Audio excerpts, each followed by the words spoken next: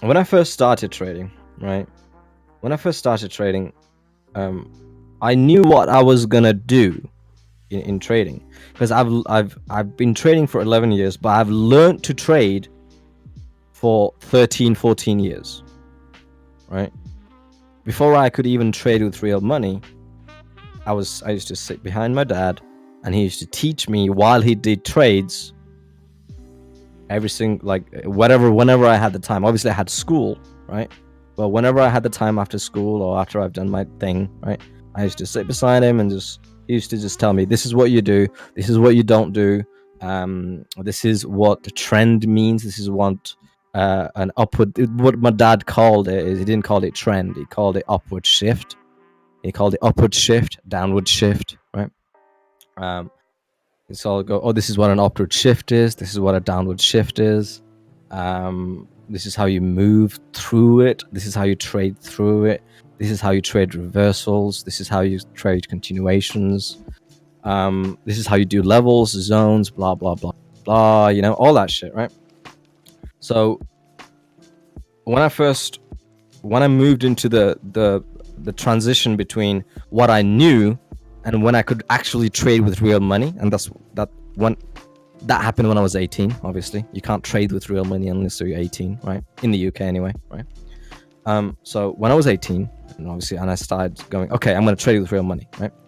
I had some money saved up. I used to work part-time, and I had some money saved up, and I started trading. Well, first started off with Forex, right? I had £2,000, I think, £2,000. I used to work as a waiter in a restaurant, in a golf club. So I used to work there since I was 16, all the way to when I was 18, and then moved on to bar after when I was 18. Worked in the bar. It's much better money, if you guys know or not, because there's much more tips. So it's much more better money in the bar. So I moved on to the bar, and then after I was 18, I started scrounging up some money. I had like 1,900 and something pounds, right? So like £2,000. And I first started off, I opened my first broker, which was a Forex broker. And my very first trade was GBP USD, right? Because it's the most simplest trade, right? I started off, right? It was going well. The first 3 months, 4 months, first quarter was really well.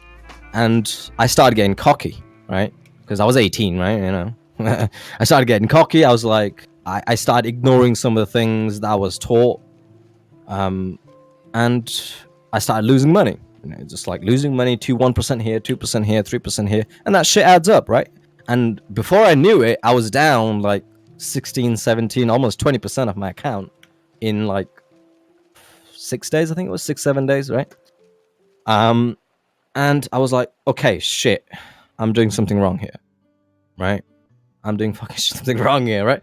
And I started making notes. I started making notes in my trade. I started doing, this is the trade I did today, from long from here to long from here. This is my profit targets. I did this because of this, and this reason, blah, blah, blah. And then I started time stamping my trades and putting notes and doing a small, I called it notes, but obviously you guys know now as it's some sort of a book, right?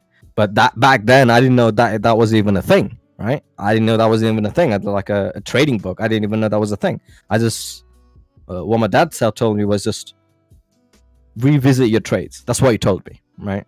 And I was like, well, I can't remember every trade I did, right? So I just started doing notes, right? Now you guys know it as a trading journal, but back then I had fucking no idea, right? So I started, writing my notes and doing the trades, time stamping them, date, 25th of the 10th, 2019, 1447. I did a long trade here, blah, blah, blah, blah, blah, right? For this reason, this was my target. This is my risk to rod. This is my R&R, blah, blah, blah, right? And I started realizing where I did wrong, right? What I did wrong was I didn't do my risk to reward correctly. I was overshooting my reward, right? I was wider risk and overshooting reward. That's what I was doing, and I was doing unexpected reward system, right? So I thought to myself, well, what's trend, right? What is the range to be for us to be trading between?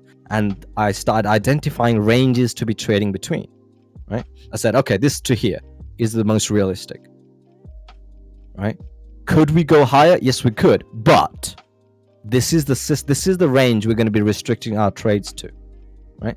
And then I started putting myself a more realistic risk to reward, and then things started getting a little bit easier and easier and easier, and I was right. So anyway, first profit target got fully filled right there. There you go. And you know, there was ups and downs along the way, but the basic gist is, even if you struggled with trading, even if you struggled with either whether it be identifying longs, identifying shorts, identifying stop losses, or just being just scared to trade, right? And what have I mean, I've given you this quote before, and it's by my boy Genghis Khan, right? What's the quote again? Fuck, I gotta remember the quote, right? It was a really good quote. I like it, right? If you're afraid, don't do it. If you're doing it, don't be afraid, right? And that implies to trading in so many ways. If you're afraid of taking a trade for whatever reason, okay, fair enough, don't take it. But if you've taken it, don't be afraid of getting stopped out, because you've taken it with regards to risk. You've taken it with regards to invalidation and your risk. Okay? So I know a lot of people get very uncomfortable in their trades. And that's because of two different reasons. Either it's because they have some sort of a bias, and they are doing a trade that's completely opposite to their bias, or they just nick the trade from someone else and they don't know what the fuck they're doing, and they're not sure. Because what it comes down to is, it comes down to trust, right? So there's the two reasons. Either they're really scared because they did a lot of other trades and they got completely wrecked, or, right? So when it comes to trading, right, don't worry about the little things. Don't worry about losing out on a stop loss, right? Because whatever happens, happens, right? All you can do until you get to a stage where you can move markets, all you can do is put your trade, your invalidation, which is your stop loss, right? Whatever it is, right?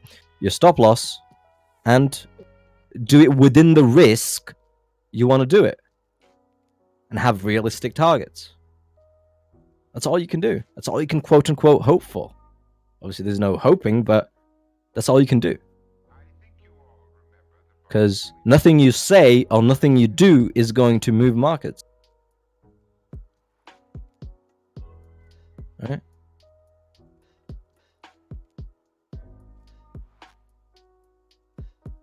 Right. Anyway.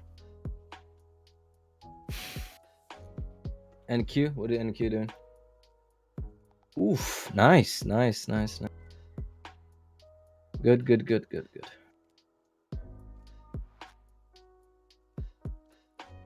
It was a nice trade last night.